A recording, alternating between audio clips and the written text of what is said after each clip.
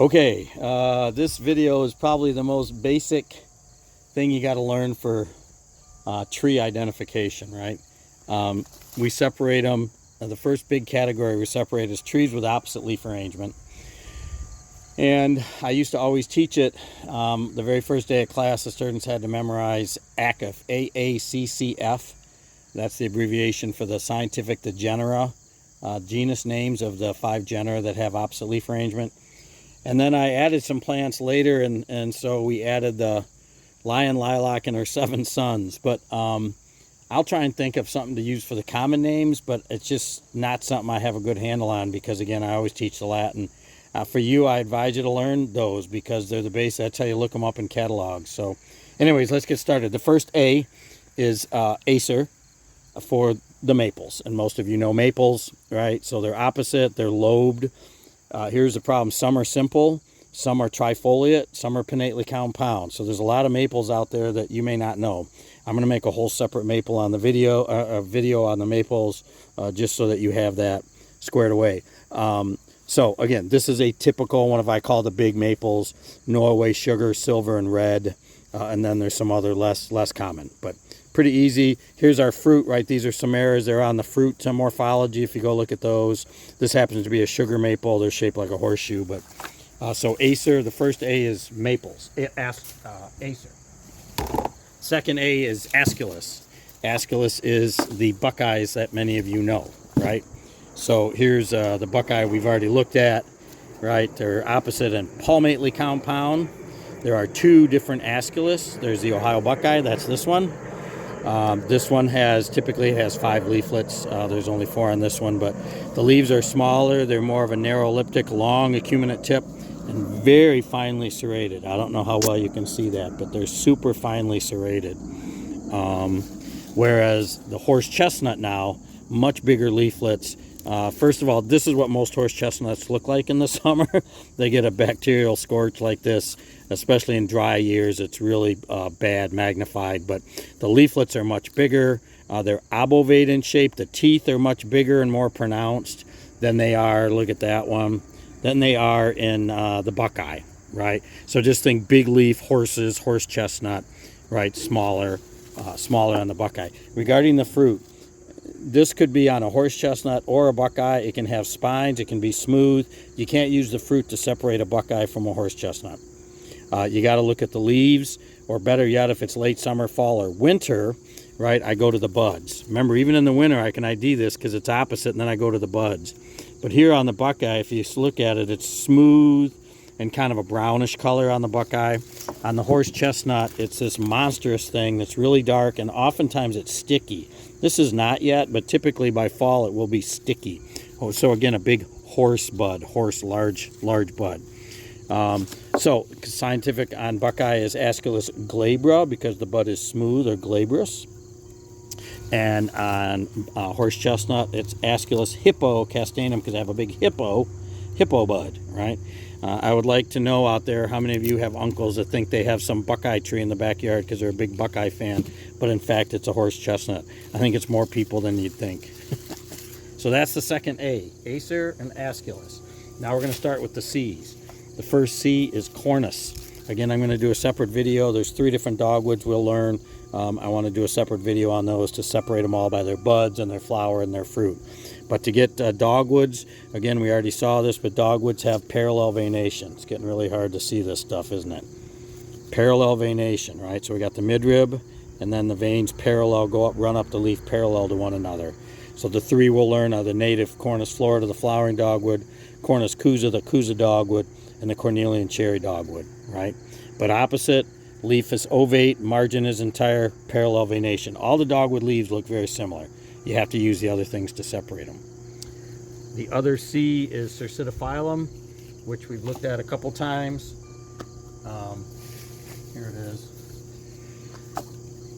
So the leaves can be either a broad ovate or sometimes they're cordate, look like a heart, like this, where the bottom is cordate in. The margin, this is called crenate, so instead of it being toothed where they stick out, they're kind of indented in. Okay. The small little tiny red buds on a shelf, I call them.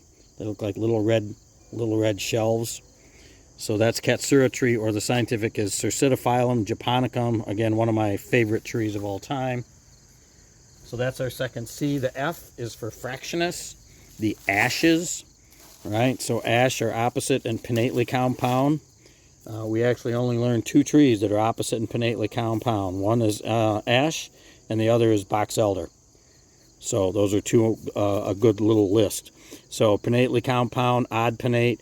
A lot of people think there's no ash trees left after the emerald ash borer, but there are plenty of suckers growing off of rootstocks. Some will grow from seed for a couple of years before they succumb. Another great thing, so this is another type of samara. We talk about samaras being a single seed with a papery appendage, so like maples, the helicopteron maples, but this is the same single seed with a papery appendage. We always used to use, this looks like a little paddle, you know, if you ever go paddling. So you paddle your ash off with your little paddle.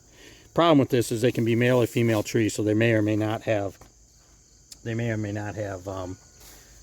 samaras. I showed you this earlier. This is another kind of ash. I just want to add it in here now because we'll never talk about them again. This is a Manchurian ash. I planted this on campus probably 10 years ago. It's huge now. It's probably 20 feet tall.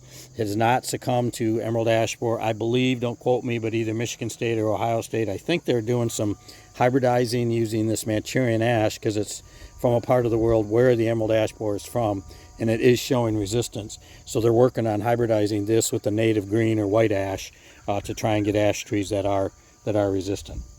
Okay, so that's our F, Fractionus.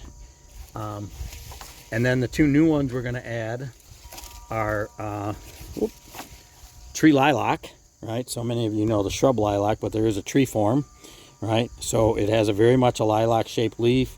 It's ovate, the margin is entire, sometimes they're cordate. You will have, again, it's going to be hard to see this. This is one of the few exceptions to our prunus with glands on the petiole, but see the little brown specks on there? Those are little glands, and that can help you. We typically have 2 terminal buds, just like lilac shrubs do. These fruit are called capsules. Sometimes they'll hang on all winter. They'll turn brown, split open, and hang on through the winter. That can be a very good identifiable characteristic. But again, it's one of the few trees with opposite leaf arrangement, right? Once you learn the AACCF and the lion lilac and her 7 sons, then it's got to be one of these plants. So even if you haven't heard of them, whatever. So learn that first. This blooms really nice. It's a great plant. Very adaptable too. Last one with opposite leaf arrangement. Again, a lot of people have never heard of this one. This is called 7 sunflower. Again, pretty easy. It's opposite. It's simple. We've got this long ovate leaf, but the key thing here is look at the veins in the middle, in the very center. We got the midrib, and then we have 2 very prominent veins running up parallel to that.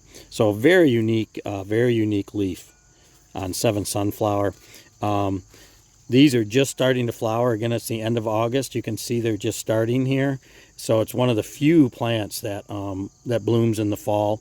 Actually great for our pollinators and bees because they can get nectar from this when a lot of it's a dearth. There's not a lot of other plants blooming. So these will be little white flowers, and then they get this really cool, I call it looks like silly string. Somebody sprayed silly string over the ends of the branches. It's part of the flower. I think it's the pedicel that turns into these little red squiggly things. Kind of unusual, different, unique. You don't see it a lot, but they're out there. You can buy them. 7 sunflower, the scientific is Heptacordium mycocanoides. It's kind of a nasty one. And I don't know if I told you the lilac is Syringa reticulata. Okay, so those are your 7 genera of trees with opposite leaf arrangement. Acers,